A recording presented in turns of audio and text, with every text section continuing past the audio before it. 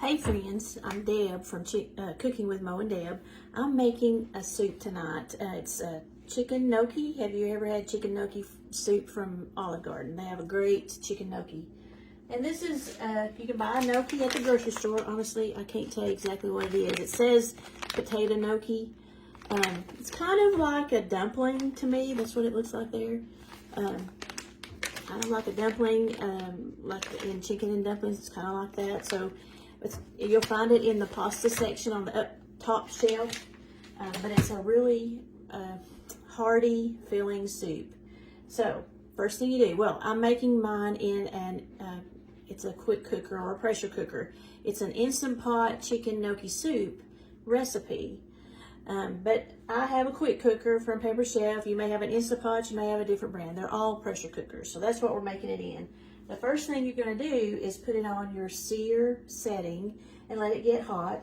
Put in a little olive oil because we're going to add some diced onions. And I've already got my onions diced, so I'm going to go ahead and put those in to the pot. You have this inner pot in your pressure cooker. We're going to put everything right in there. This is just going to cook those onions ahead of time. Get them a little bit soft before we add the other ingredients. It was one, said medium onion. I think mine might have been a large onion. Okay. After you've got your onions in, I'm going to stir those around and get them coated with the olive oil that I put in the bottom of the pan. You can hear it cooking a little bit, or you might can. I can. Okay. The next thing we're going to do is add some garlic. And this is 3 garlic cloves. If you like garlic and you feel like you'd like to put some more in it, go for it. Garlic is a really, really good addition to almost every recipe that you can make. If you have garlic in the jar in the fridge, you could use that. I just like to use fresh when I have it. I try to keep garlic on hand. And I really love the smell of fresh garlic when garlic and onions are cooking. I like the smell. So I use fresh garlic a lot. That was 2. Let me get one more. So with this, you don't have to peel the garlic with this garlic press. You just drop your clove in and the garlic comes through the press and it leaves that peeling inside here. So we'll just throw those away. Okay, so those are going to cook for just a few minutes, and I'm going to get a couple more ingredients together, and we'll keep moving with our chicken gnocchi soup. Be right back. Okay, my onions are pretty much ready. It's still on the sear section, sear setting, and so I'm going to add some water. I need 5 cups of water.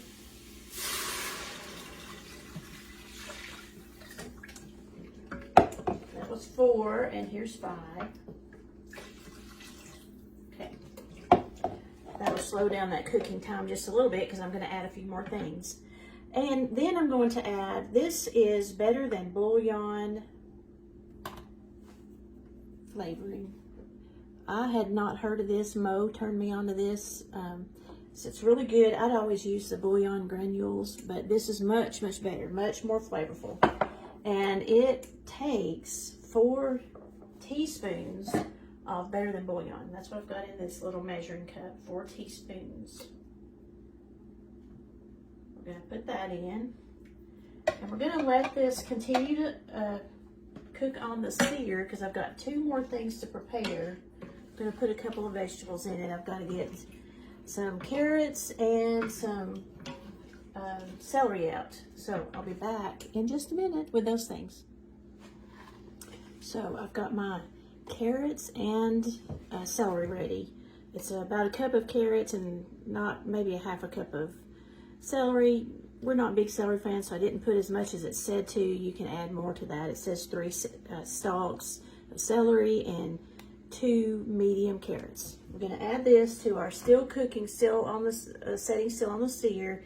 because it's keeping the water and the bouillon, getting them mixed in and keeping the water warm. So I'm going to add the rest of the vegetables to this. I'm going to add some salt and pepper to taste.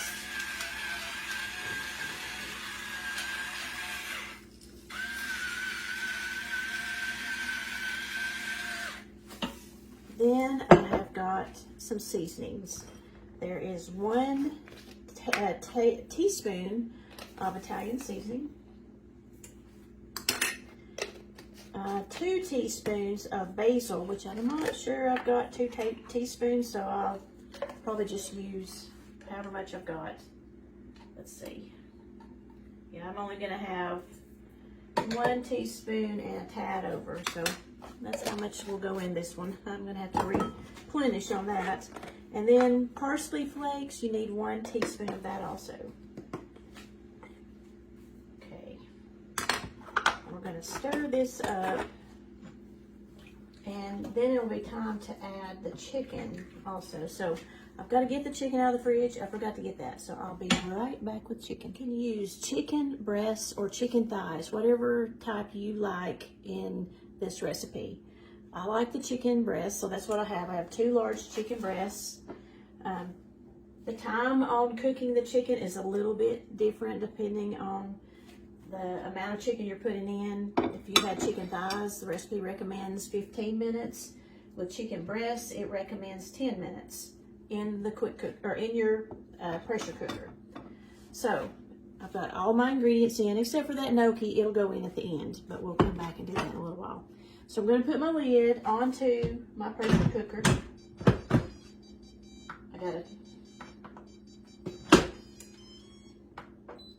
You got to take it off of that sear setting first, and then I'm going to put the lid on. There we go.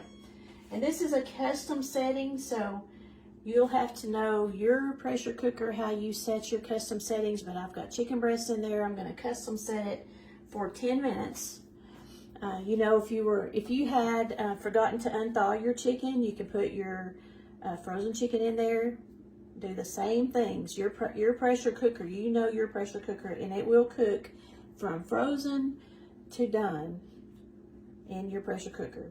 It will determine the weight, and it will know to cook.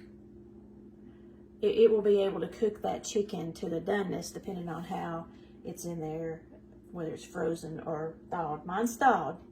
So I'm gonna set it for 10 minutes, and then we're gonna let it slowly release the steam. I'll come back and show you that. So I'm gonna put you on pause till we get the chicken cooked. And you know, it's not just 10 minutes, by the way, before I go. It's going to pressure up to the pressure. It's got to gather pressure inside. So it takes a few minutes to do that, probably 10 or 15 minutes to get the pressure up, and then your setting will start for your time for it to cook. So I'm going to put it for 10 minutes to cook. So it'll probably take 10 or 15 minutes to get up to pressure, and then it'll take 10 minutes to cook. So when it's done, then I'll come back and we'll talk about releasing the pressure on the pressure cooker. I'll be back.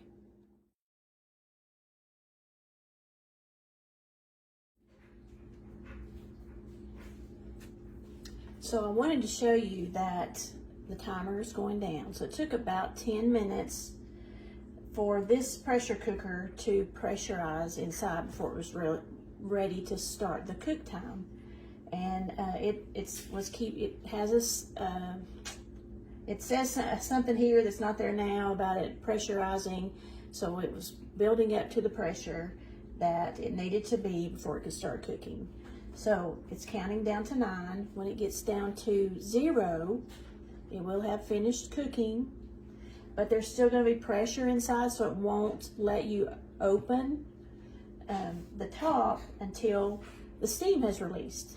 So I'm going to let it count up then to 10, so it'll be 10 minutes of slow release. That's where we release. It'll be a slow release of pressure.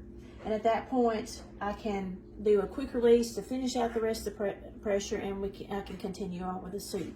So what I wanted to say is, don't be afraid of your pressure cooker. If you have a quick or this is the Pampered Chef Quick Cooker. If you have an Instant Pot or some other brand, don't be afraid of them. I used to be afraid of them, and when Pampered Chef came out with them and I got this one, I used it. I was scared at first, but I made myself use it and I learned how to use it. So you're only scared of it because you really don't use it enough to be familiar with it. And once you become familiar with it, it's not so bad. You find out it cooks things really quick.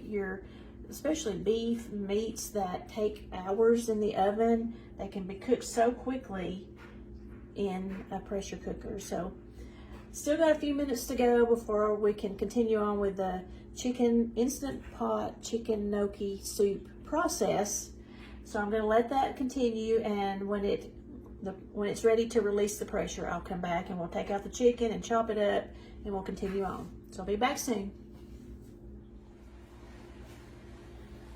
Okay, so now we can finish up the chicken gnocchi soup. So, as you can see, we're up on 12 on the timer. So what happened was it started cooking at 10, counted down to 0, and now it's counting up where it's releasing pressure. Slowly, it's releasing on its own. So it's releasing the pressure, releasing the steam that had built up inside of the cooker.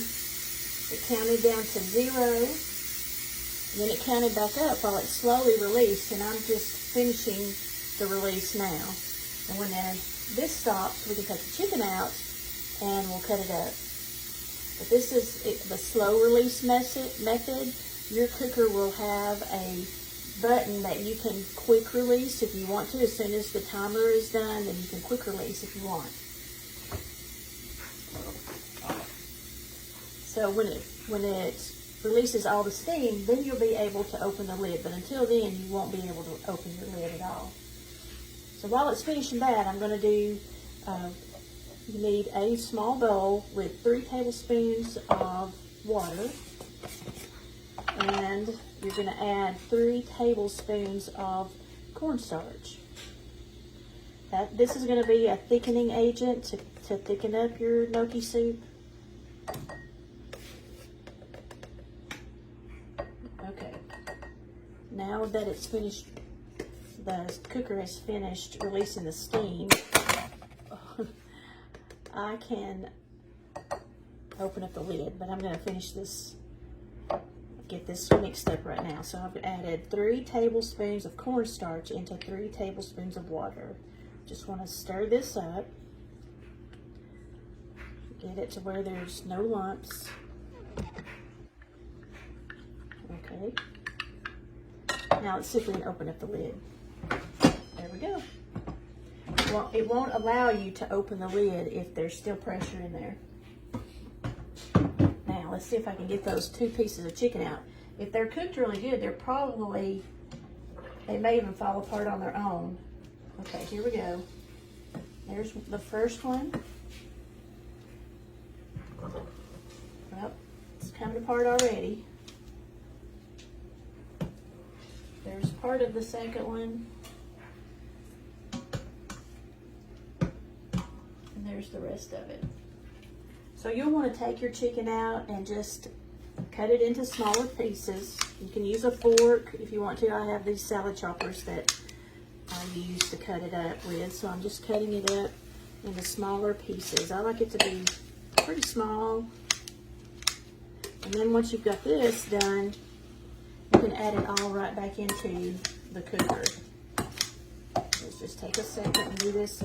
This soup is really good and really hearty. I really do like making this. Alright, you don't need anything else when you make this soup. It's just really filling. And it's really good for a cool fall, winter day. Alright. So we're going to add this back into the cooker.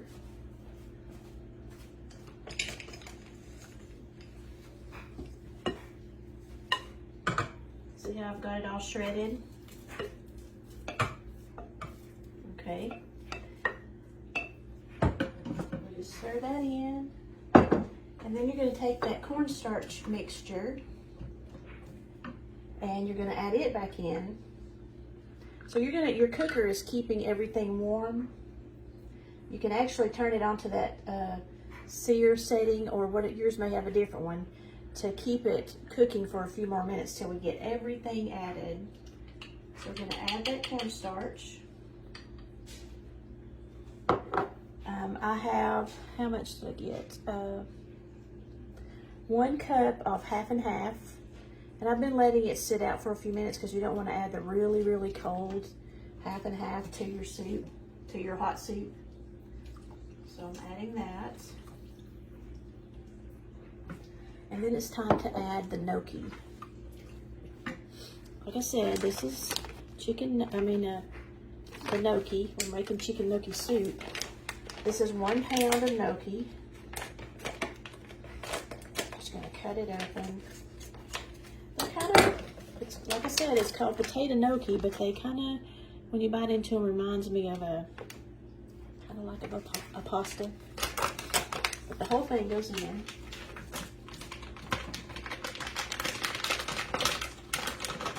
There we go.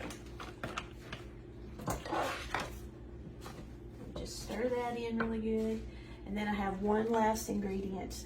So this soup actually calls for kale, to add kale. I'm not a fan of kale, but I do love spinach. So I'm gonna add spinach to mine. And I just add a couple of handfuls. I've washed it and I'm just gonna add it in. And it just needs to, you know how spinach cooks down. So you just need to put it in there, stir it up good, and let this cook down. And then your soup's ready. I'm gonna leave it in the pot for a few more minutes. I actually have a lid for mine. We're gonna leave it like that for probably 10 minutes while that gnocchi heats up and while that spinach cooks down a little bit, and then I'll come back and show you what it looks like. Chicken gnocchi, all done. Yeah, steaming up the camera. There you go.